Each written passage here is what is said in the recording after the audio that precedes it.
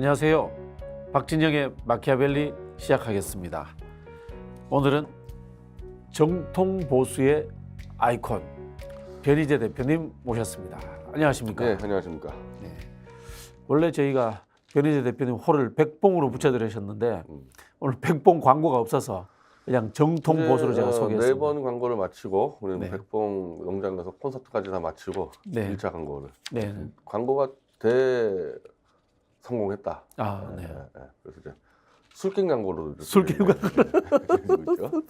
자, 네이버 평점 4.9점에 검증된 상품이랍니다. 이 광고도 이제 제가 먼저 이제 원래 이게 스픽스 하던 광고를 아, 그렇습니까? 제가 이제 방송하다가 한두 개 가져가잖아요. 예, 예. 너무 효과가 좋아서 예. 제가 먼저 연락을 해서 예. 내가 미디어치에서 그냥 홍보해 주겠다. 네, 네. 저는 이제 제가 쓰고 맞다 싶으면 홍보하기 편하니까. 검증하고 확인 안 되면 안 하시는 거예요. 확인하는 건 안 하고요. 네. 이건 제가 다 확인하고 네. 저뿐 아니라 여기 스픽스 출연하는 분들 대부분 다 이거 들고 다닙니다. 자, 한번 먹어보겠습니다. 아, 그렇죠. 이렇게 지금 이 낮에 먹어도 돼요. 피로 어. 회복제나 이렇게 먹어도 되고. 요거를 이제 이 한의사가 만드는 건데 마카를 많이 쓰더라고. 그래서 이거 말고 마카하고 산삼하고 섞은 환이 있어요. 이제 한마디로 뭐 영양 보충제인데 그 성분을 만들었기 때문에 네. 그냥 이렇게 피로 회복제로 먹어도 되는 겁니다. 아, 그렇구나. 일단 뭐 간에 좋은 거겠죠, 그죠? 간 모르겠어요. 마카하고 산삼 이게 마카 성분이 간에 나 어떻게 되는지 모르겠는데. 근데 일단 우리 변희재 대표는 화학식에 대한 분석보다는 본인을 생체 실험해가지고 효과가 좋으면 좋다라고 믿는 거죠. 그래서 이거는 술을 다 마시고 집에 와서 네네네. 집에 와서 먹고? 다음날 아침에 하나 먹으면 거의 다음날 또 마실 수 있다. 아, 네.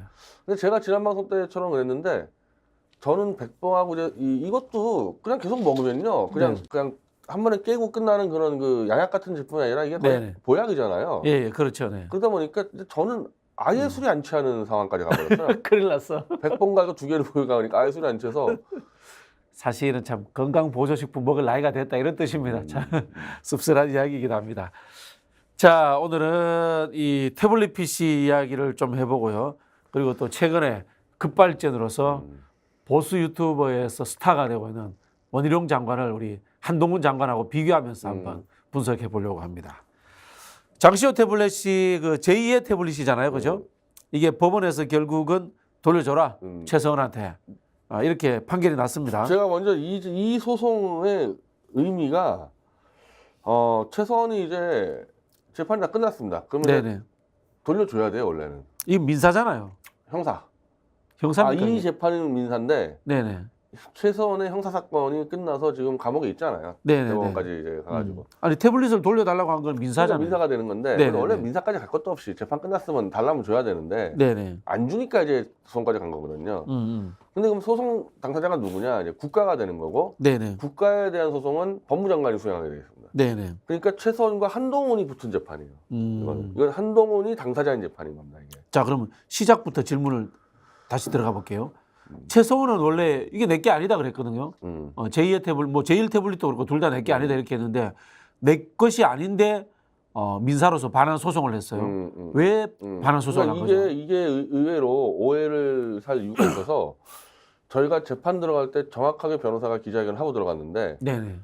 최서원 거 아니다 아직까지도. 네네. 아직 아니라고 자기는 확신하고 있는데 검찰이 최서원 거라고 주장을 했고 법원이 그걸 그냥 글쎄 받아들였다기보다는 그냥 법원은 그냥 뭐 별거 없었는데 네네. 이 태블릿 PC가 이 관련 증거를 최서원 쪽 재판에 제출하지 않았어요. 네네. 왜냐하면 그쪽 제출하면 검증 들어가니까 박근혜 쪽에다 제출해 버렸거든요. 이 태블릿 관련 증거들을. 그렇죠. 네. 근데 박근혜 대통령은 재판하다가 그냥 들어가 버렸잖아요. 안 해버리고. 네네. 그러니까 박근혜 쪽이 이거를 깼어야 되는데 네네. 박근혜가 재판을 포기해 버리니까 네. 검찰 주장한 게 그냥 받아들여져 버린 겁니다. 이게. 네네. 그러면 일단 법적으로 법적으로 이거는 어쨌든 검찰과 법원이 최소한 거라 그랬으니까 네. 법적인 소유권은 최소한에 있다. 자, 형사재판의 결과로서 네. 소유권은 최소한한테 있다. 예, 있다. 라고 이제 결론이 난 상태입니다. 이게 실제적으로 과학적으로 이게 최소한거 아닌 거는 다음 문제고 법적으로 너희가 최소한거라 그랬으니까 우리가 가져가겠다. 네네. 가져가서 우리는 포렌식을 통해서 내게 아니는 것을 입증하겠다. 이 말까지 하고 들어갔습니다, 재판에. 네네. 근데 이제 문제는 검찰하고 한동훈인데 네. 우리가 처음 재판 들어갈 때는 법무장관이 박범계였어요. 네. 박범계는 그냥 아무 대응 안 했습니다. 네. 그래서 간단하게 이겨버렸어요, 1심에서는. 근데 이제 그 과정에서 정권 교체되고 한동훈이가 들어오니까. 박범계가 간단하게 이겼다는 것은 아니, 최소한 이겼죠. 최소한이 이긴 거잖아요. 박범계 그죠? 쪽에서는 별 대응 안 했다. 네네네. 가져가든지 말든지 네네네. 그쪽의 입장이니까. 네네. 근데 한동훈으로 들어오니까 그냥 갑자기 이제 막 이 검사팀들이 막 충원되면서 엄청 시간을 끌고 한동훈 쪽이 직접 이거는 최소한 것이 아니기 때문에 못 주겠다고 이제 강하게 어필하고 나와가지고 이제 재판이 굉장히 길어지기 시작한 거죠. 그러면 형사재판이 무효화됩니까? 그러니까 이게 우리 쪽에서 그렇게 주장한 거죠. 그럼 형사 쪽에서 재판 과정에서는 말할 것도 없고 네. 국정감사와 윤석열 청문회 때 윤석열과 한동훈이 둘 다 국회에 나와서 최소한 것으로 확인됐다고 다 떠들었어요. 네. 그래서 1심 그 JTBC 태블릿 1심 반환 소송에서는요. 네. 아예 판결문에 그렇게 써 있어요. 이 태블릿 PC를 수사했던 윤석열과 한동훈은 지금 대통령과 법무장관이 돼 있지 않냐. 네. 이 정도 됐으면 돌려줘라. 이게 판결문에 나올 정도로 네. 사실 한동훈이 정말 완전히 그냥 자기 모순에 빠져버린 거죠. 특히 이제 이 1심 재판에서는 이제 JTBC 태블릿, 이번 건은 이제 장시호 태블릿이요. 네. 제2 태블릿입니다, 이번은. 제1 JTBC 태블릿은 이제 2심으로 넘어가 있는데 네. 다음 달에 선고가 나옵니다. 네네. 결심에서 한동훈 쪽은 우리가 최소한 게 아니라는 증거를 찾아야 되기 때문에 좀 시간을 더 달라고 얘기를 해서 판사가 호통을 쳤어요. 이건 당신들이 수사한 사건인데 네. 지금까지 최소한 거라고 다 해놓고서 이제 와서 최소한 거 아닌 증거를 찾겠다. 그러면 당신들이 자체적으로 재수사를 해라. 이거는 법적 소유자가 달라는 민사재판 아니냐. 그래서 박살 나버렸어요, 한동훈 쪽이. 근데 제1 태블릿 같은 경우에는 이 국정농단 관련해서 연설문에 개입했다라는 증거로 이렇게 이용이 됐기 때문에 이용됐죠. 네, 그게 만약에 최소한 것이 아니다 이러면은 상당히 그 국정농단 사건 재판 자체가 뭐 이렇게 문제를 제기할 수 있는 상황으로 가는데요. 일단은 저거는 이제 박근혜가 공무상 비밀 누설죄로 3년 선고받은 게 있는데 네네. 그 증거로 태블릿에 그 드레스덴 연설문이 네네네. 쓰였기 때문에 그 부분에 한해서는 박근혜가 재심 청구 가능한 상황이 되는 거고 최소한 같은 경우 이제 포괄적으로 재심 청구하겠다 자꾸 이렇게 나오면은 포괄적으로 네. 어쨌든 최소한 쪽에다가는 증거 안 냈지만은 거의 뭐 이건 뭐 여론으로는 전부 다 태블릿이 최소한 거고 뭐 이걸로 밀어붙였으니까 근데 그거를 사실 우리는 지금 모든 수단을 동원해서 최소한 거 아니라는 걸 입증하고 있는데 이 반환 소송에서는 한동훈 쪽이 계속 최소한 거 아니니까 못 주겠다고 하고 있으니까 네. 어떻게 보면 뭐 게임 끝난 거나 마찬가지죠 이거는. 자, 이 논쟁을 할 때마다 우리가 사전에 갈래를 타놓고 해야 되는 게 있습니다. 늘 말씀드리는 거지만 태블릿 PC의 증거 유무와 관계없이 박근혜 대통령의 국정농단 사건, 그다음에 최순실 씨의 뇌물수수건은 이미 법률적 단죄와 정치적 단죄가 끝난 사건이다라는 것을 우리가 갈래를 타놓고 해야 됩니다. 법적으로 설명드리면은 네. 박근혜 사건에서 태블릿 PC는 아까 말한 대로 공무상 기밀 누설죄로 관련 네. 증거가 쓰였고 네. 뇌물죄 쪽은 들어가지 않았기 때문에 그렇죠. 네. 이게 조작을 했을 때 어쨌든 법적으로는 뇌물죄는 별개예요. 그렇죠. 이게 조작이라고 해서 탄핵이 무효된다. 이건 아니라는 겁니다. 네, 그래서 그건 박 대통령 쪽에 따로 대응해야 되는 거고 네네. 우리는 요건 아까 말씀대로 3년형 받은 공무상 비밀 누설죄까지는 연결돼 있다. 네네. 자, 그래서 현재는 어떻게 됐냐 이 재판부는 이번 장시호 이 태블릿 PC에 대해서는 그냥 그대로 야 검찰 니네들이 최선거라 그랬으니까 최선이 가져가게 해라 이렇게 판결 나와버린 겁니다. 네. 근데 이 PC에서는 하나 이제 또 1PC와 다른 사건이 이제 개입돼 버렸는데 이 PC에서는 얘네들이 1PC보다 좀 이 대응을 적절히 못해서 1PC는 그런대로 사진도 좀 있고 이래가지고 뭐 최소한거란 증거들을 말도 안 되는 거지만 집어넣었어요. 네. 근데 2PC는 사실 최소한거란 증거는 장시호의 이 주장밖에 없었단 말이에요.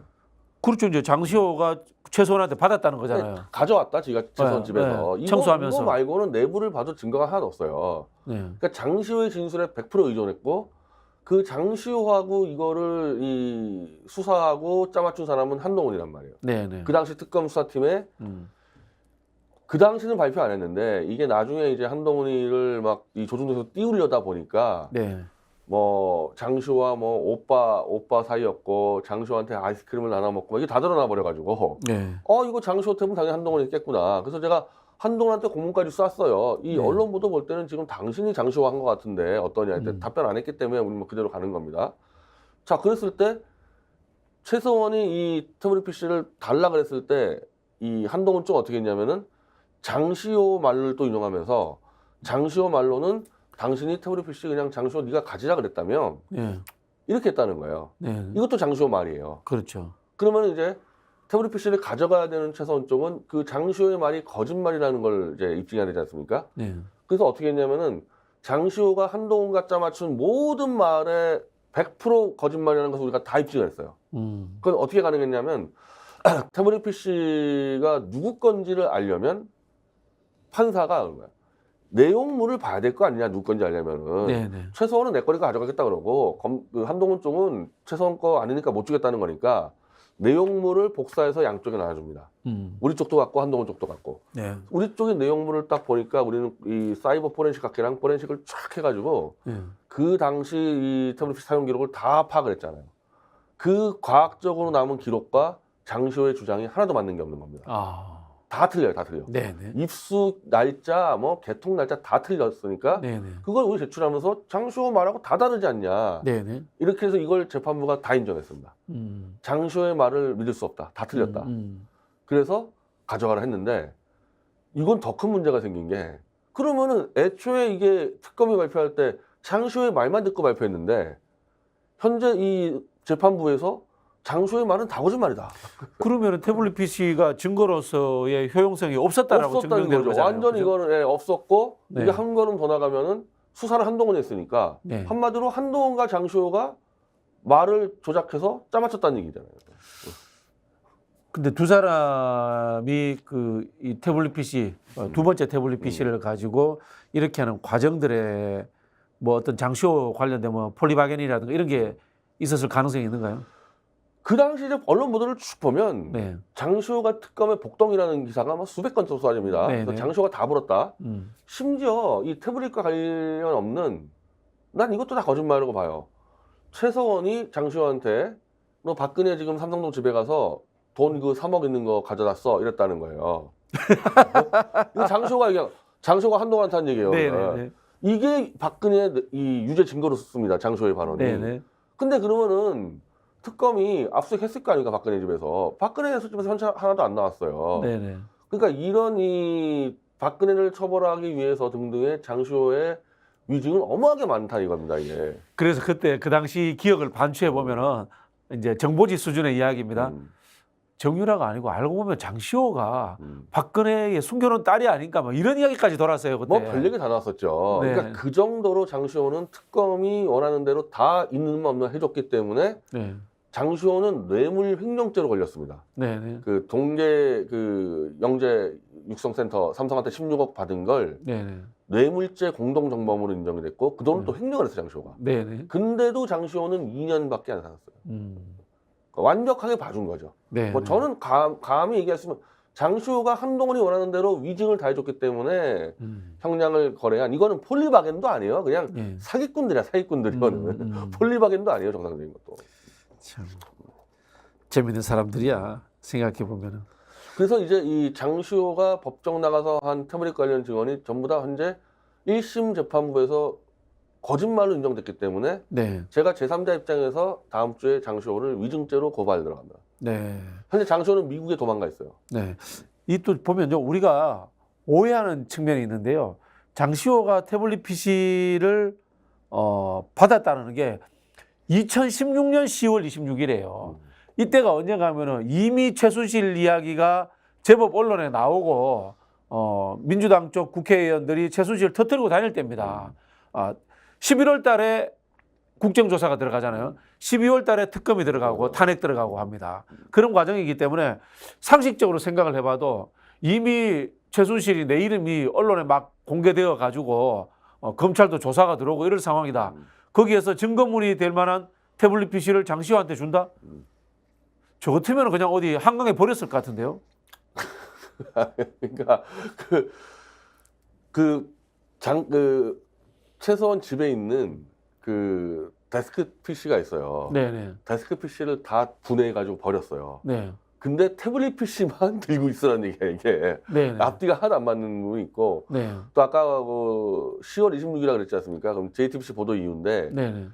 그때 입수 날짜는 장시호가 주장한 날짜고, 또 한동훈이는 또 10월 초라 그래요. 그러니까 둘이 날짜가 안 맞아요, 둘이. 입수 날짜가 둘이서 안 맞아요. 어쨌든 간에 이게 장시호 씨 말은 그 당시에도 긴가민가 하다는 이야기가 많았어요. 그러니까 이제 특검이 원하는 대로 다 얘기를 해줬기 때문에. 네네. 그래서 지금 이 장시호가 이제 미국에서 지금 제가 알기로는 거의 한 8개월째 안 들어오고 있거든요.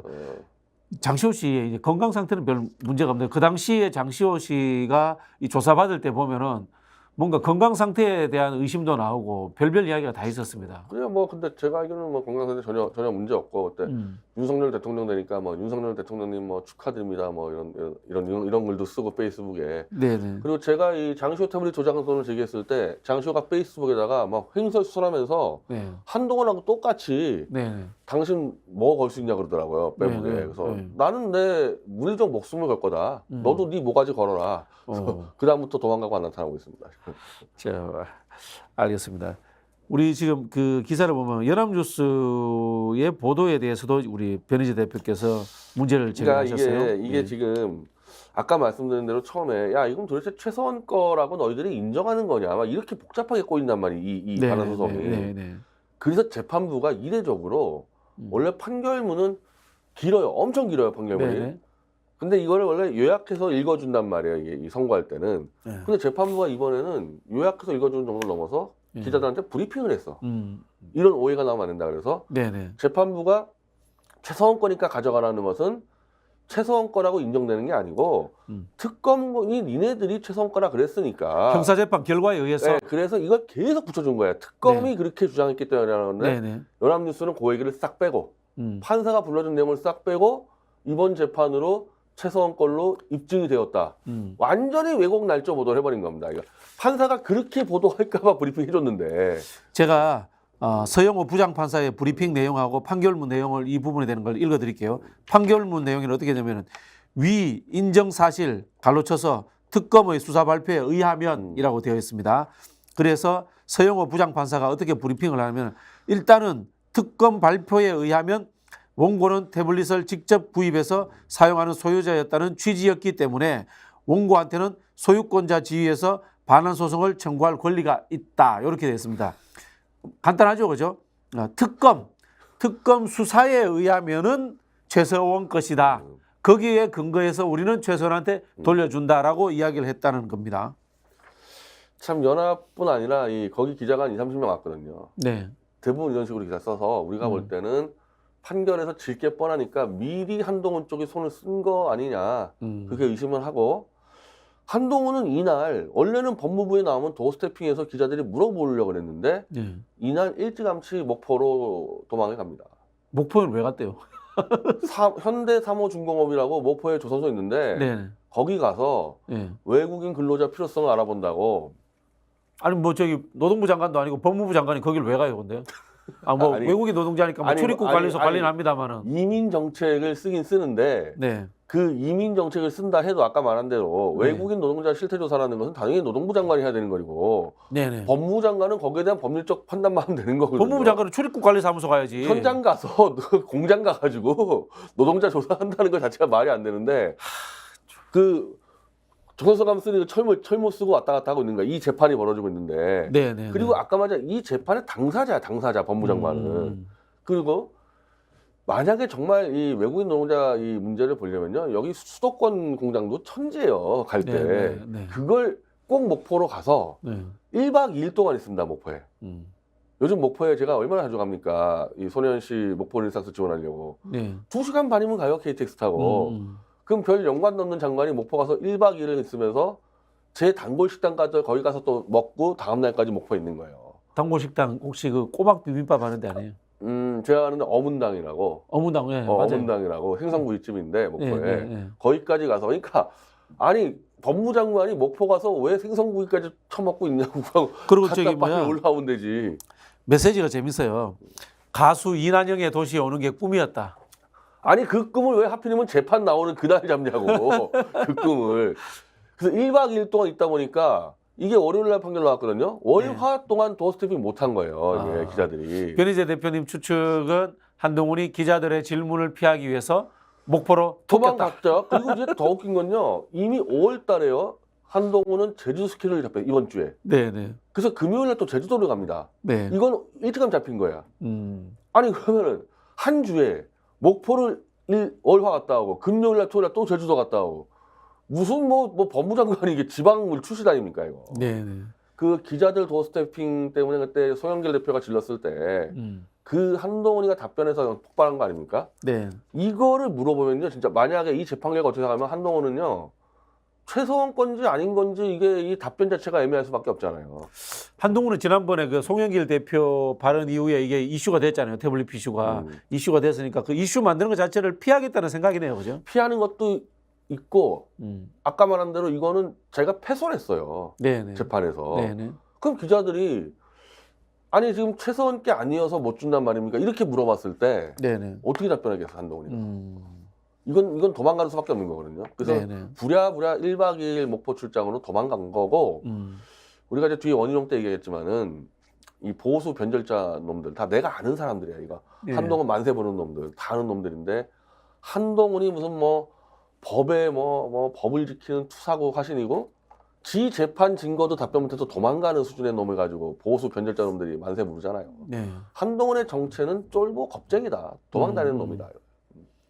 이제 우리가 방송이 나가 1월이잖아요. 토요일 날 어제 우리는 거의 보수하고 진보 촛불 단체들 다 모여서 한동훈 집 앞에서 집회를 했습니다. 네네. 너 튀어나오라고 답변하라고. 그리고 그 한동훈에게 미리 질의서를 이제 태블릿 관련해서 우리 박준호 교수님도 이 연명했는데 네. 역시 이 촛불 태극기 인사들 한 60여 명이 서명해서 줬어요. 도망가 봐야 숨어 있을 때는 있지만 영원히 도망갈 것은 없는데 지금 이자는 도망가는 것밖에 모르는 거죠. 이거. 알겠습니다. 자, 그러면은 이게 이제 최소원 씨한테 다시 돌아왔잖아요. 돌아왔다. 지금 최소원 씨는 감옥에 있잖아요. 감옥에 있죠. 그럼 이걸 어떻게 가느냐. 네. 미디어워치랑 같이 일하고 있는 이동환 변호사가 받아오면요. 아, 그 변호사가 최소원 씨 변호사입니까? 네, 최소한하고 이제 변호사 계약이 돼 있으니까. 그러니까 네. 사실 미디어워치가 분석하는 거예요. 음. 그래서 못 주는 겁니다, 이거. 네네. 최소한한테 태블릿을 주면은 저한테 들어오거든요. 네네. 그럼 저는 사이버 포렌식 학회랑 바로 분석해버릴 거 아닙니까? 네네. 그래서 이제 1심 이겼어요. 한동훈이 또 항소할 겁니다, 이거. 질질 시간 끌려 그럴 거예요. 네. 근데 자, 그 2심 가고 뭐 대법까지 갔다고 칩시다, 이게. 민상이긴 합니다만은 반환을 받았어. 근데 만약에 태블릿 PC를 완전 포맷을 시켜가지고 완전 없애버렸을 수도 있지 않나요? 이미 우리는 아까 얘기했듯이 장시호 태블릿 PC는 내용물을 우리가 받았잖아요. 네네. 재판 과정에서. 네네. 하나도 없다니까요, 내용물이. 연락처, 전화번호, 사진, 뭐 문자 하나도 없어요. 포맷했어요, 한동훈이가. 그럼 증거가 아니잖아요, 그게. 그러니까 증거를 인멸해버린 거야, 이미. 그걸 이제 우리가 포렌식 기술로 복원을 시킨 거죠. 네. 지금 현재는 이 태블릿 PC 안에 내용물 아무것도 없어요. 아. 쓸어버렸습니다, 완전히. 그 자체가 이미 범죄예요, 그 범죄. 아무것도 없어, 내용이. 본인들이 국정농단 수사에 증거라고 썼던 것을 네. 포맷을 해가지고 아예 없애버렸다. 밀어버렸다니까, 완전히. 그것도 ADB 프로그램이라고 네. 기록이 안 남는 이 프로그램을 써서 네. 이제 그 프로그램 자체는 불법이 아닌데 검찰은 쓰면 안 돼요, 그거를. 아니, 그리고 검찰이 증거라고 했던 것을 자기들이 없애버리면 안 되는 거잖아요. 증거 인멸용 프로그램 가지고 밀어버렸다니까요, 그냥. 야, 이게 만약에 참 사실이라면 좀 기가 찰 노릇입니다, 참. 그래서 이제 JTBC 태블릿을 아직까지 우리가 못 받았지 않습니까? 그것도 네. 아마 다 밀어버렸을 겁니다, 아마. 그래도 10% 정도는 복구가 가능하기 때문에 이제 그걸로 이제 다 잡는 거죠. 근데 저는 어떤 생각이 드냐면 금방 말씀드린 것처럼 이 태블릿을 돌려받았는데 밀어가지고 증거가 없다라. 요 상황 자체가 또 소송거리가 될 것 같아요. 아니 그걸로 게임 끝난 거예요. 그러니까 사이버 포렌식 학회는 참 어땠냐면요. 이거 검증할 거 없다. 이미 밀었으면 그건 중범죄다. 민거 자체가 네, 범죄 행위 아닌가. 뭐 저는 그런 생각이 드는데. 더 조사할 필요 없다 그랬어요. 이걸로 끝난 거다. 네. 이게요. 사람들이 속이는데 제가 다음에 소개할 건도 PC를 입수했어요. 네. 자, PC는 키기만 해도 이제 파일 변화가 있지 않습니까? 그래서 JTBC나 이런 PC가 막 바뀌어 있어요. 막 이런 것들이. 이걸 검찰하고 이 어용 언론들은 PC를 켰기 때문에 그렇다는데 검찰의 이 IT 기기 수사의 이 강령에는요. PC를 키면 안 돼. 꺼진 상태에서 이 데이터를 뽑는 그게 포렌식 기술이거든요. 네. 딱 돼서 데이터를 뽑아서 그거 갖고 검증하는 거란 말이에요. 키면 안 돼. 근데 계속 껐다 꼈다 껐다 꼈다 이러고 있습니다. 지금. 이야, 참. 알면 알수록 재밌네요. 자, 알겠습니다. 자, 제가 요거를 우리 한 꼭지 놔두고 다른 꼭지 또 한번 다뤄보겠습니다.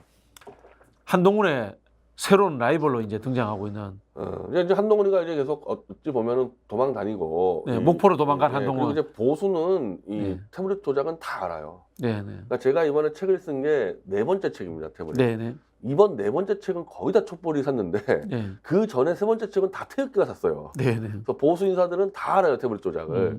그리고 이제 이게 드러나고 소영길 대표가 지르고 한동훈 도망가는 거 보니까 이미 보수는 한동훈 끝났구나. 네, 네. 말을 갈아탈 준비를 하고 있는데 한 명의 이제 백마탄 왕자가 나타난 거지. 아, 이제 목포와 레벨이 다른 네. 리투아니아로 네. 이제 도망가신 분. 예. 원희룡이라는 사람이 딱 나타나가지고 마치 엄청난 이 투쟁력으로 싸우는 것처럼 이 할리우드 액션돼 있지 않습니까? 네, 네. 걷다가 되고 이제 원희룡 대통령 만세해가지고 또 그 화환 보내고 그거 하고 있지 않습니까? 네.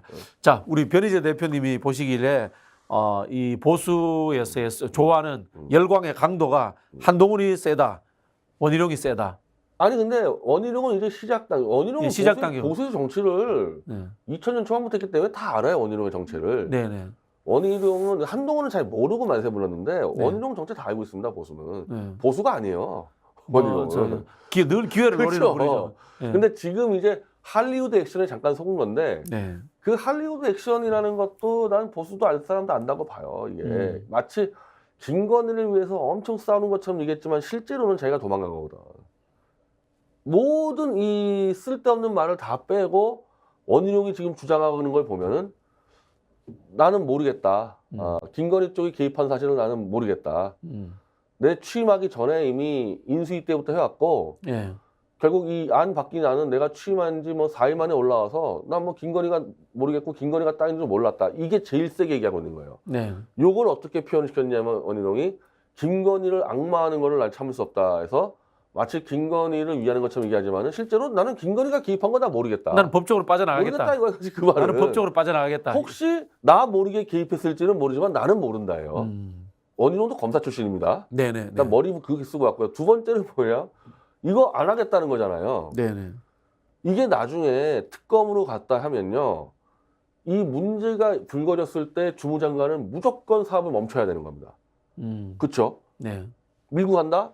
이건 나중에 이제 이 국가적으로 손해본 거를 다 덮었어야 돼. 지금 밀고 가면. 네. 그래서 원희룡이 뭐 했습니까? 중단시켰잖아요. 네네. 백지화시켰잖아요. 네. 그러면 전 100% 특검으로 간다고 보는데 일단 원희룡은 모른다고 잡아댔고 중단을 시켰기 때문에 윤석열 정권 무너지고 특검하더라도 원희룡 그렇게 얘기합니다. 내가 중단시키지 않았냐.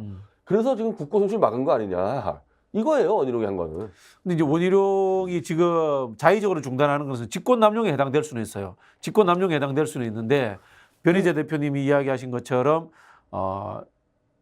이 가정입니다만은 김건희 일가가 개입하는 과정에 대해서 나는 모른다. 이렇게 하면은 국정농단이라든가 이런 쪽에서는 그거 제외되는 빠져나가는 거죠. 지금에서 이제 현재로서는 이제 직권남용이 되지만 이게 네. 나중에 이제 큰 판 벌어지고 수사할 때는 원희룡은 무죄 나올 가능성이 높아요. 어쨌든 중단시켰지 않냐. 내가 그래가지고 문제가 있을 것 같아서 이제 그렇게 빠져나가려고 다 해놓은 겁니다. 근데 여기 대해서 그러면은 김건희 악마화하는 걸 싸우겠다 그러니까 이 보수 개돼지들이 만세 부르는데 백지화했을 때 누가 제일 열받았겠습니까? 김건희? 김건희지 당연히. 그 김건희 일가가 김건희 하나만 땅 가진 게 아니잖아요. 다 어머니부터 해가지고 사촌. 여기서 만약에 이게 고속도로 진행하면요 마치 네. 김포 사시잖아요. 네. 김포도 그걸로 떴는데 네. 그 꿈에 부풀어 있는데 그걸 백지화 시켜놨기 때문에 일단 김건희 입장에서는 불안도 하고 그 원희룡이 이제 이 백지화 시키는 거에서 이제 뭐 푸는 논리를 야당 보고 사과하라고 하면 야당이 사과하겠습니까? 이거 합수이 안 되는 거예요. 이렇게 돼버리면. 정쟁으로 만들어 가지고 유야무화 시켜 가지고 본인은 여기서 도망가겠다. 뭐 이런 그리고 뭐 작전이겠죠. 여야 모두 야 사업 중단이 말이 되냐? 네.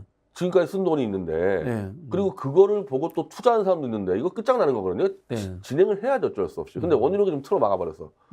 그럼 어떡합니까? 이거 진행하려면은 이게 원안으로 가든 변경안으로 가든 이거 진행하려면 원희룡 잘라야 돼요. 그 원희룡은 잘리잖아요. 네. 원희룡 잘리면은 내가 볼 때 잘리면 법적인 부분에서 이제 거의 도망치는 거야. 무죄, 거의 무죄나 뭐 집행유예일 겁니다. 이게 문제가 돼서. 네. 그래서 저도 그 민주당 계열 정치인들한테 네. 지금 원희룡을 탄핵한다거나 뭐 자른다거나 이런 이야기 하지 마시라. 중요한 거는 원희룡이 있는 상황에서 김건희 일가가 혹시나 개입했는가 그것을 밝혀내야지 이게 국정농단으로 가는 거지. 원희룡 자르는 게 뭐 중요하냐. 저도 그런 이야기를 하거든요. 이게 만약에 한두 달 더 계속 가면서 진행이 안 되면은 이 정부에서 원희룡 자를 수밖에 없어요. 양평 쪽에서 가만히 있겠냐고 이걸 진행이 안 되고 있으면은. 네, 네. 원희룡은 잘리는 거를 바라고 있는 거죠. 그래서 대권을 노린 게 아니에요. 근데 어제 원희룡이 또 이 일타 강사 또 한다고 내가 영상을 봤거든요. 네. 말이 엄청 화려하고 보수 교대지들 다 속이는데 하여튼 핵심은 나는 모른다예요. 나는 모른다가 핵심이다. 딴 말 다 필요 없어요.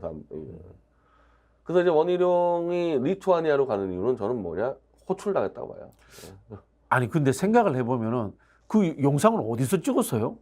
언제 찍은 거지 그게? 용산 측단이요. 아니 그 저 원희룡이 이번에 또 일타 강사 그거 찍은 거 자기 유튜버에 개인 유튜브에. 예. 리투아니아에서 찍었나? 리투아니아 아니 가기 전에 찍은 것 같은데요. 가기 전에 찍어놓고 갔나 찍어놓고 보죠. 갔. 예. 아마 리투아니아에 끌려가서 아마 조인트 좀 맡고 있을 겁니다. 이거. 근데 원희룡 입장에서는 검사 출신이니까 이거 큰일 났다. 잘 알 거 아닙니까? 알죠. 그리고 도지사 했기 때문에 행정 절차를 알거든. 이 사람은. 알고 이거 당연히 이거는 김건희 쪽 개입 없이 이게 말이 됩니까? 이거 지금 안 자르면 자기 감옥이야 감옥 대권의 문제가 아니라. 그리고 이제 윤석열은 이렇게 생각할 수 있지. 예전에 뭐 공흥지구라든가 또 뭐 동네에서 자잘한 일이 일어났을 때 그 대충 뭐 뭉개고 뭐 이렇게 했을 거 아닙니까? 검사장실 다 그렇게 왔으니까. 근데 이거는 국토부에서 있는 국책 사업이거든. 이거는 기록에 다 남아 있거든. 지금요 이 모든 자료들이 네. 실시간으로 언론사에 나갑니다. 네, 네. 이 무슨 뭐 용역 업체한테 또 핑계를 댔어 원희룡이. 그 용역 보고서가 또 바로 언론 나갔어요. 네. 저는 국토부의 실국장들이 다 준다고 보거든요. 잘못하면 국토부 애들이 다 이거 수갑쳐야 되기 때문에 이거 못 막는 거죠. 못 막는. 그 원희룡은 못 막는 걸 알기 때문에 도망가 버린 거고. 네. 근데 이게 이 사건을 해결하는 데 있어서 근데 이제 MB계들이 지금 다 국정을 장악했지 않습니까? 네. 그러니까 MB계들은 이런 식으로 해결하지 않거든요. MB계들은 이제 딜을 쳐서 원희룡 보고 이제 뒤집어 씌워서 자폭을 시켜서 그렇게 자르고 가려고 그랬을 겁니다. 분명히 아마. 그 원희룡이 알잖아요. MB계들하고. 네, 선제 공격해버린 거죠. 그래서 지금 김건희뿐 MB계들도 아마 돌아버릴 거예요. 지금. 요즘 MB계의 실제 보이지 않는 실세들 섭섭브라더스라고 들어보셨습니까? 섭섭브라더스? 지난번에 한 사람 이야기했잖아요. 한호섭. 네. 또 한 사람 있어요. 요즘 이관섭. 이관섭? 저는 네. 이관섭 씨는 잘 모르거든요. 한호섭 씨는 이관섭 씨가 산업부 에너지 담당 출신이고 지금 국정기획 수석이에요. 그래서 섭섭브라더스가 이 정책 파트에는 전반적인 것을 이제 조율하고 있다는 소문이 돌았어요. 근데 지금 이재호 씨가 이제 지난주에 취임을 했고 민주화 기념사업회 이사장으로 이재호 씨가 지난번 BBK 사건 때 이제 MB 집권하는 과정에서 해결한 방법은 이명박 재산 환원. 그래서 청계재단 만들지 않았습니까? 네네. 그때도 그 이명박 그 와이프가 정말 뭐냐 이거 난리가 났는데 밀어붙였습니다. 이번에는 그러면은 그 토지 전부 다 지금 그 얘기가 나오잖아요. 땅 전부 다 그 MB계들이 흘려가지고 나오고 있지 않습니까? 지금 얘기가. 그럼 이제 김건희 일가의 윤상현이 뭐 지금 다 떠들고 있는 건데 이재호식 해결 방법은 그런 방식이거든요. 야, 제가 보기에는 김건희 일가는 그러지 않을 것 같아요. 그게 이제 최은순이나 이쪽은 그럴 수 없을 것 같아요. 큰 도둑놈과 좀도둑의 차이인데. 그렇지. MB계는 그거 영포 빌딩 하나 넘겨도 많아. 근데 얘네들은 양평에다가 올인 걸었는데 이거를 다 내놔라.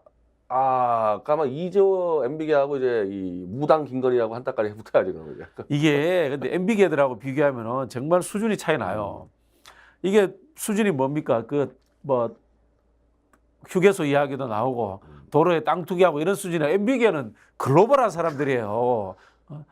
자원외교 자원 자원외교하고 외국에 뭐 저기 뭐야 페이퍼 컴퍼니 만들고 나는 뭐 그것도 한번 나중에 특검으로 다 뒤져봐야 된다고 그러는데 MB가 팔아넘긴 그 자원 회사들 산 것들 사가지고 깡통된 게 한두 개가 아니거든요. 이관섭 씨가 산업부에서 그게 에너지 있다는 거죠. 담당했다고 예. 제가 말씀드리잖아요. 그거 어디 간지 다 뒤져봐야 되는데 네. 얘네들은 진짜 휴게소, 러브호텔 이제 이런 거 가지고 하겠다. 레벨이 달라. 그래서 그걸 이제 내놔라 그러면은 내놓겠어요, 그거? 그래서 안 내놓으면요, 이게 만약 이건 도리 없어. 이건 김건희까지 가는 거는 막을 방법이 없어요. 그러면은 네. 안 내놓으면은 MB계 스타일은 야 이혼이다 이혼, 이혼이다. 그래가지고 윤석열이가 이제 기자회견 나와서 이혼 발표하면서 나도 속고 국민도 속았다. 해가지고 네. 이제 이혼해 버리는 거니까.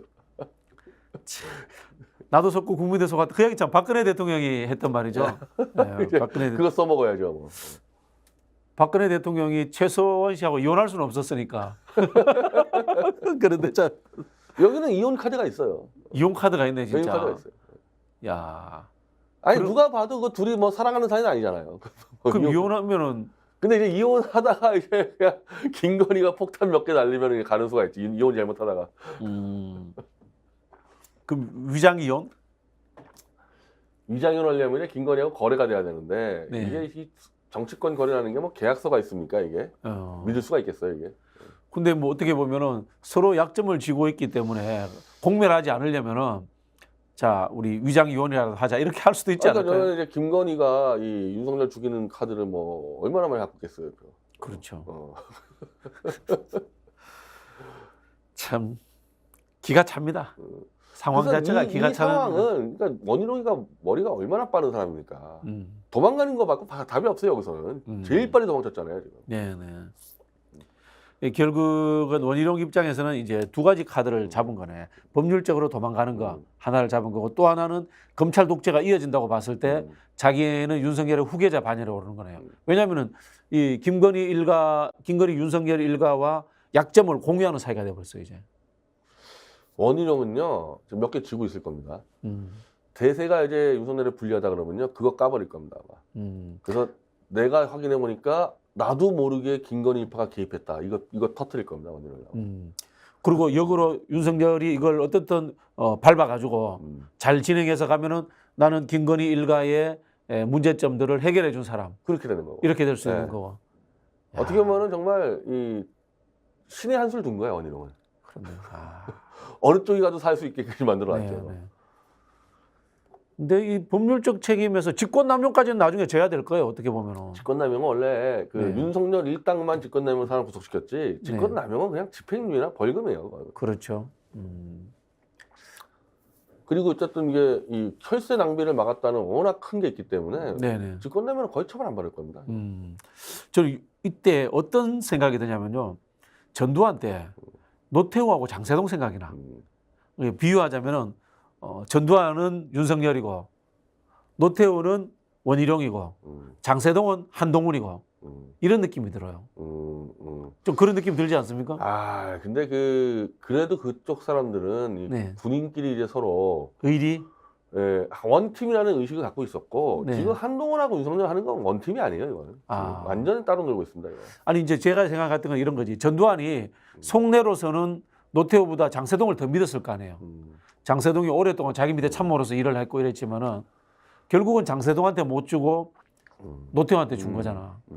그래서 제 느낌은 이 원희룡이 노태우처럼 처신하려고 하지 않을까라는 그런 생각이 들어요. 저는 애초에가 이 윤석열은요 누구 후계자를 키워서 이 생각 없을 겁니다. 후계자 생각이 없다. 그러면은 검찰 독재 정권이 계속해서 이어지지 않으면은 퇴임 후가 위험한데요. 그러니까 윤석열은. 원래 이제 이 모든 대통령들은 퇴임하기 직전에 내각제를 꿈꾸거든요. 권력을 분산시켜서 누구도 자기 못 치게 만드는 그걸 꿈꾸기 때문에 이미 그 작업 들어가고 이번 주에 그 여야 모두 한꺼번에 이 7, 80대 노인 내각제론자들이 한꺼번에 등장했습니다. 권력을 쪼개서 없애버린다. 여야 언론체에 나타나가지고 거기에 문희상 뭐 김영호, 정의화 뭐 다 나타났는데 다 내각제론자들이에요.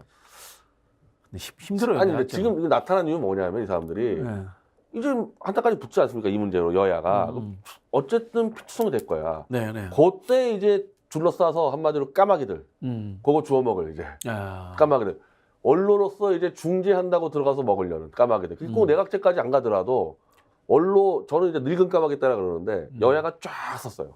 권력 분점 형태로. 그러니까 우리가 이 초원에서 무슨 이제 이 사자 뭐 하이에나가 뭐 하나 잡아서 먹으면은 독수리 까마귀가 쫙 서 있잖아요. 네. 나는 어제 그 언론을 딱 보니까 이거 먹을 거 내고 딱 둘러싸가지고 이제 피치성이 되면 들어가서 자기들이 정리하겠다는 거죠. 지금 이제 개헌특위에서 여론조사를 했는데요. 이게 언론에 안 나왔기 때문에 제가 이야기할 수는 없습니다만은 옛날에는 내각제에 대한 찬성이 한국에서 하면 20에서 한 30% 나왔어요. 지금 얼마 나오는지 아세요? 5% 정도 나요. 5% 정도. 근데 저 사람들이요, 이막 개헌 안 하고 그냥 이 밀약으로 개헌하고 밀약으로. 예를 들면 이제 총리를 가져오면 되는 거죠. 총리를 네. 데려다 놓고 이제 뭐 거국 내각 총리 이런 식으로 갖다 놓고. 자기들끼리 그냥 총리만 가져오면은 어차피 윤석열은 국정장관 능력이 없기 때문에 네. 다 먹는다 해가지고 그렇게 개헌까지 안 갈 겁니다. 박근혜 정부 말기 때도 사실은 거국 내각 총리 이야기 있었잖아요. 그때도 이제 그래서 김병준을 내세우고 그랬지 않습니까? 네, 손학규 이야기도 있었고. 지금 그렇게 가려고 그럴 거예요. 네, 그런 흐름으로 영감들끼리 합의. 해가지고. 윤석열의 퇴임 후를 보장해주는. 총선이 지금 위험하잖아요, 이 상태 가면. 네. 그래서 총선 전에 이렇게 정리를 하려고 그럴 겁니다. 총선 후에 국민의힘이 과반을 형성하지 못하면 그건 100% 그렇게 간다고 봐야 될 것 같아요. 그때 총선을 아마 준비하기 위해서라도, 그러니까 저 노인들 생각은 총선 전에 해치우겠다는 거예요. 그래서 이제 저 같은 사람들은 윤석열의 뭐 임기 단축이라든가 권력 분점을 이야기하는 것이 아니고 퇴진해야 된다고 주장하는 거고요.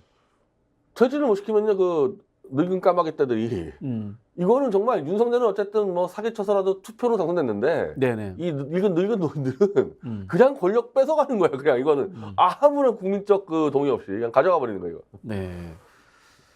원희룡은 그 늙은 노인들하고 관계가 어떻습니까? 나쁘지 않죠. 나쁘지 않죠. 나쁘지 않고 어쨌든 저 늙은 노인들의 그 간사는 이재호거든요. 네네. 원래부터 원희룡과 이재호는 그렇게 나쁜 사이가 아니고 뭐 문동권 때부터 알았고 그래가지고 나쁘지 그렇죠. 않죠. 그래서 현재 저는 이 총괄을 이쪽의 총괄을 이재호가 지금 하고 있다고 봅니다. 그래서 그거 하려고 민주화 기념 사업에 들어간 거예요. 근데 이제 원희룡하고 윤석열도 관계를 생각해 보면 대학 다닐 때부터 알던 사이예요. 대학 다닐 때부터 알던 사이고 한동훈은 나이 차이가 상당히 많이 납니다. 많이 나요. 네. 한동훈이 73년생인가요? 73년생. 73년생이고 윤석열이 60년생 네. 그리고 원희룡이 63년생. 이 세대 간의 차이라든가 그다음에 한동훈과 원희룡의 정치력의 차이도 사실은 상당히 있다고 봐야 되겠죠. 원희룡 쪽에서 볼 때 한동훈은 애죠. 애. 보이지도 않겠죠. 애죠. 네. 그걸 이제 내부에서 한동훈을 대권주라 생각하는 사람 아무도 없어요. 바깥에서 그냥 무식한 기자들이 이렇게 쓰고 있는 거지. 이미 평가가 끝났어요, 한동훈 대해서. 한동훈이 근데 계속해서 이런 그 언론을 가지고 쇼를 하는 거는 본인도 유력 정치인으로서 커보겠다라는 생각이 있을 거 아닙니까? 원래는 그런 생각을 하는지 모르겠는데 하여튼 네. 현재 움직임은 이제 태블릿 PC로 우리가 막 전방위 포위로 들어가니까 좀 도망 다니는 거 말고는 없어요, 지금 하고 있는 요즘 게. 언론에 안 나와요, 잘. 도망 다니는 거예요, 그냥. 그리고 이번에 제주도 간 거는 원래 5월 달에 확정된 거던 거고. 네. 뭐 제가 볼 때 뭐 한두 달 버틸까 한동훈이가 못 버틸 겁니다. 제가 또 한동훈 또 따로 고소 들어가거든요. 네네. 소매청구는 뭐 계속. 그러니까 아무리 그 어용 법조기자가 버텨도요, 이게 사방팔방 공격하기 시작하면 그거 무너지는 거거든요. 알겠습니다. 결국은 이제 한동훈은 이 법조의 틀 밖으로 나올 힘이 없네요. 안 실력이 되네. 안 되는 거네. 지켜줄 사람도 없고 실력이 안 되는 거네. 한동훈이가 코너 몰리잖아요. 네. MB계는 그냥 한동훈한테 덮어씌우고 끝낼 겁니다. 모든 이 검찰에 대한 적폐는 한동훈이가 다 했다. 한동훈이 윤석열 약점을 터뜨리고 이럴 일은 없을까요? 협박을 하겠죠, 윤석열 네. 쪽에서. 근데 저는 이 공무원 어차피 윤석열이고 한동훈이고 직업이 공무원이에요. 공무원이기 때문에. 너 잠깐 한 3년 들어갔다 나와 하면요, 뭘 터뜨립니까? 터뜨리기는. 조용히 들어갔다 나와요. 근데 이제 감옥 들어가서 또 이 뭐 혹시 들어가서 이제 이 심적 변경을 뭐 모르겠지만은 그냥 밟아버리겠죠, 그냥. 지들 하는 수법 있잖아요. 너 종수형 갈래, 3년 살래. 네. 지들 하는 수법 그대로 쓸 거 아닙니까? 결국 이제 한동훈의 배포라는 것은 그 정도밖에 안 된다. 평생 공무원밖에 안 하는 사람이 뭐가 있겠습니까? 네, 그렇게 보는 거고. 그래서 한두라니가 한동훈이 끝난다는 거는 저희가 밀어붙이면은 MB가 한동훈을 정리할 거라는 거예요. 원희룡은 다를 수 있네요. 그죠? 원희룡은 우리가 앞에 말했던 가정은 이겁니다. 일단 윤석열이 계속해서 힘을 갖고 있으면 거기 붙어서 2인자가 될 수도 있고 윤석열이 쓰러질 것 같으면 윤석열을 배신할 수도 있고 우리 쪽으로 우리 쪽으로 올 수도 있고 자기가 막았고 긴거리 거 터뜨리면서 자기가 터뜨려야 돼가지고 자기가 이쪽의 리더가 되려고 그러겠죠. 그리고 제3의 길로 이재호 등 MB계와 손잡고 이준석하고 손잡을 수도 있고 또 타협할 수도 있고. 원희룡이는 지금까지 개파가 없는 게 아니라 계속 그 대세 개파만 따라다녔기 때문에 문재인 정부 초창기에는 민주당 계열로 넘어올 생각도 있었다고 소문이 지금도 그러고 났습니다. 있어요, 지금도 그러고 있어요. 네. 그러고도 남은 사람이죠. 참 이 원희룡이라는 사람이 학생 운동도 했다고 하는데 검사가 되고 그다음에 한나라당 가고 그다음에 또 윤석열 쪽에 붙고 하는 과정을 보면은 씁쓸합니다. 아니 나는 한나라당 갈 때도 그때 손흥민 대표한테 물어보니까 무슨 이념에 대한 자기의 성찰과 반성으로 온 게 아니고 지역구 문제, 지역구 때문에 갔다면서요. 지역구 문제. 지역구 때문에. 그 당시에 뭐 언론에 대충 다 나왔던 네. 이야기 아닙니까? 같이 김대중 대통령을 만났어요. 김대중 총재를 만났는데 김대중 대통령이 제주도 가라고 했다는 거 아니에요. 제주도 가라고 하니까 아씨 별론데 이러다가 이쪽에 오니까 목동 주니까 엄청 좋은 지역을 주니까. 네. 참 진짜 대단하네. 야 그런 사람입니다. 참 기회주의자죠. 어떻게 보면은. 머리가 빠른데 개인의 입신양명에 관련해서만 머리가 돌아가지 국가 민족이 없어요, 이 사람은. 그러니까 너무 망가진 것 같아요. 아니 망가진 게 아니라 원래 그런 사람이- 원래 그랬을 것 같아요. 원래 그런 사람인가요? 원래 그랬을 것 같아요. 지금 하는 거 보면 학생 운동 자체도 야 이걸로 하면 좀 출세할 것 같다 이런 계산 안 했겠습니까 그때? 참. 씁쓸합니다. 씁쓸합니다. 자 오늘 우리 한동훈 장관의 이제 제2 태블릿 PC 관련된 이야기부터 해서 원희룡 장관까지 한번 넘어가 봤습니다. 자 앞으로 우리 또 변희재 대표님의 활동 계획 듣고 끝내는 걸로 하겠습니다. 아까 말씀드린 대로 이제 이 뭐 공문 집회 다 했고 뭐 집회는 또 이어질 거예요 한동훈 집 앞에서. 네네, 근데 네. 이제 당장 저는 다음 주에 윤석열 한동훈을 제가 손배 소송을 들어가서 이 민사가 좋은 게 뭐냐면 형사는 수사 안 하잖아요. 네네. 민사는 무조건 답변서 내야 돼요. 그렇습니까? 네, 그래서 우리가 민사로 지금 다 이기고 있거든요. 네네. 민사는 압력을 어떻게 할 수 없는 부분이 있어서 답변서 내야 되는 시점에 한동훈은 무너질 거다. 그리고 네. 한동훈한테 다 몰빵으로 뒤집어 씌울 거다. 음. 그래서 한동훈 제거는 눈앞에 왔다. 알겠습니다. 그럼 한동훈 제거가 끝나고 나면은 그 다음은 이제 저는 이제 자기들은 한동훈만 제거하고 살고 싶어 하는데 네. 한동훈 제거되면 윤석열 같이 죽어요 결국에는. 네. 알겠습니다. 우리 변희재 대표님의 일이 잘 풀리기를 저도 기대하겠습니다. 네, 자 다음 주에 만나 뵙는 걸로 하겠습니다. 감사합니다. 네, 감사합니다.